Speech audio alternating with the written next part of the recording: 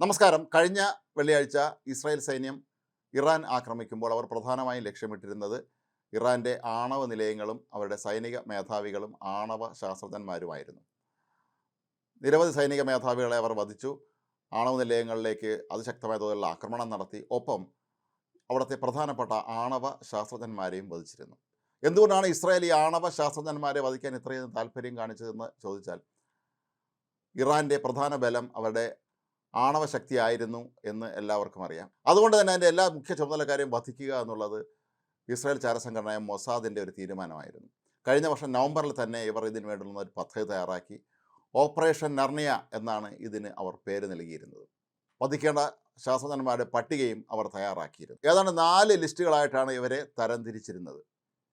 അവരുടെ കഴിവ്, എക്സ്പീരിയൻസ്, ഈ മേഖലയിൽ അവർ നേടിയ നേട്ടങ്ങൾ തുടങ്ങിയ വിവിധ കാര്യങ്ങൾ മുൻനിർത്തിയാണ് ഇവരുടെ പട്ടിക തയ്യാറാക്കിയത്. ഏറ്റവും പ്രഗത്ഭന്മാരെ ആദ്യം വധിക്കുക എന്നുള്ളത് തന്നെയായിരുന്നു അവരുടെ ലക്ഷ്യം. അങ്ങനെയാണ് 10 ശാസ്ത്രജ്ഞന്മാരെ ഇപ്പോൾ അവർ വധിച്ചത്. 9 പേരെ ഒറ്റ ദിവസം കൊണ്ടും തൊട്ടടുത്ത ദിവസം ഒരാളുടെയും വധിച്ചു. അതോടുകൂടി 10 ആണവ വിദഗ്ധന്മാരും കൊല്ലപ്പെടുകയായിരുന്നു. ഇതോടുകൂടി ഇറാൻ്റെ ആണവ പദ്ധതികളാകെ അവതാളത്തിലായി എന്ന് പ്രത്യേകം പറയേണ്ട കാര്യമില്ല. ഇനി അങ്ങോട്ട് ഇവരുടെ വളരെ ജൂനിയറായിട്ടുള്ള ആണവ ശാസ്ത്രജ്ഞന്മാരാണ് അവിടെ ഉള്ളത്. അവരെ കൊണ്ട് ഇതെല്ലാ കാര്യങ്ങളും മുന്നോട്ട് കൊണ്ടുപോകാൻ കഴിയുമോ എന്നുള്ളതും അറിയില്ല. 2ാം ലോക മഹായുദ്ധകാലത്ത് ജർമ്മനി ഇത്തരത്തിൽ ആണവായുധം നിർമ്മിക്കുന്നു എന്ന് മനസ്സിലാക്കിയ സഖ്യസേന ഈ ആണവ ശാസ്ത്രജ്ഞന്മാരെ മുഴുവൻ വധിച്ചിരുന്നു. ഒരുപക്ഷെ അതുതന്നെയായിരിക്കാം മൊസാദിനും പിന്നീട് ഇക്കാര്യത്തിൽ പ്രചോദനമായി മാറിയത്.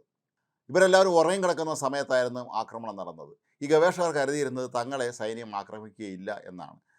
പലപ്പോഴും ശത്രുരാജ്യങ്ങൾ ലക്ഷ്യമിടുന്നത് സൈന്യത്തെയും അതല്ലെങ്കിൽ ഭരണാധികാരികളെയും ഒക്കെ ആയിരിക്കും. ശാസ്ത്രജ്ഞന്മാരെ വധിക്കുക എന്നുള്ളത് സാധാരണ അധികം കേട്ടുകളില്ലാത്തൊരു കാര്യമായതുകൊണ്ട് തന്നെ യാതൊരു തരത്തിലുള്ള സുരക്ഷയുമില്ലാതെയാണ് ഇവർ ജീവിച്ചിരുന്നത്. ഒരു പ്രത്യേകതര ആയുധം ഉപയോഗിച്ചാണ് ഇവരെ വധിച്ചത് എന്നാണ് ഇപ്പോൾ പാശ്ചാത്യ മാധ്യമങ്ങൾ റിപ്പോർട്ട് ചെയ്തത്. പക്ഷേ അത് ഏത് തരത്തിലുള്ള ആയുധങ്ങളാണ് എന്നുള്ളത് ഇനി വ്യക്തമാക്കിയിട്ടില്ല. പക്ഷേ ഭാവിയിൽ ഇത് ഇസ്രായേൽ വെളിപ്പെടുത്തുമായിരിക്കാം. ഇവരെല്ലാവരും ഉറങ്ങിക്കിടക്കുന്ന സമയത്താണ് കൊല്ലപ്പെട്ടത്. ഇറാൻ്റെ പരമോന്നത നേതാവായ ആയത്തുള്ള അലി ഖമേനിയുമായി നിരന്തര ബന്ധം ഉണ്ടായിരുന്നവരാണ് ഈ 10 പേരും. ഇവരിൽ 3 പേരെങ്കിലും ദിവസവും ഖമേനിയെ നേരിട്ടോ ഫോണിലോ ബന്ധപ്പെട്ട് ആണവായുധ പദ്ധതിയെക്കുറിച്ച് ധരിപ്പിക്കുമായിരുന്നു. ഇനി ഏതായാലും ഖമേനിക്ക് ഇത്തരത്തിലുള്ള യാതൊരു ഉപദേഷ്ടാവും നിലവിലില്ല എന്ന അവസ്ഥയിലാണ്. പ്രമുഖരായ സൈനിക മേധാവികൾ കൊല്ലപ്പെട്ട് കഴിഞ്ഞു. ആണവ ശാസ്ത്രജ്ഞന്മാരും കൊല്ലപ്പെട്ട് കഴിഞ്ഞു. ഖമേനി എവിടെയോ ഭൂമിക്കടിയിലുള്ള മാളത്തിൽ ഒളിച്ചിരിക്കുകയാണ്. ഖമേനിക്കറിയാം ഏത് നിമിഷം വേണമെങ്കിലും ഇസ്രായേലോ അമേരിക്കയോ തന്നെ വധിക്കാമെന്ന്.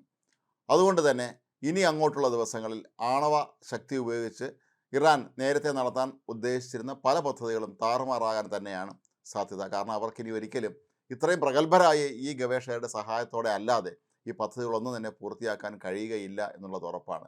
അത് മുന്നിൽ കണ്ടുകൊണ്ട് തന്നെയാണ് ഇസ്രായേൽ ചാരസംഘടനയായ മൊസാദ് ഇത്രയും കർശനമായ രീതിയിൽ വളരെ പ്രസിഷനോടുകൂടി ഈ ഒരു ആക്രമണം നടത്തിയത്.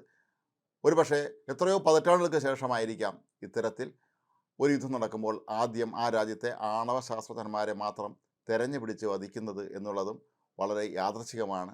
ഏതായാലും ഇറാൻ്റെ തലക്കിട്ട് കിട്ടിയ വലിയൊരു അടി തന്നെയാണ് ഈ ഒരു ഗവേഷകരുടെ വധം എന്നുള്ളത് 100% ഉറപ്പാണ്. അതുതന്നെയാണ് ഇസ്രായേൽ ചാരസംഘടനയായ മൊസാദിൻ്റെ ലക്ഷ്യവും.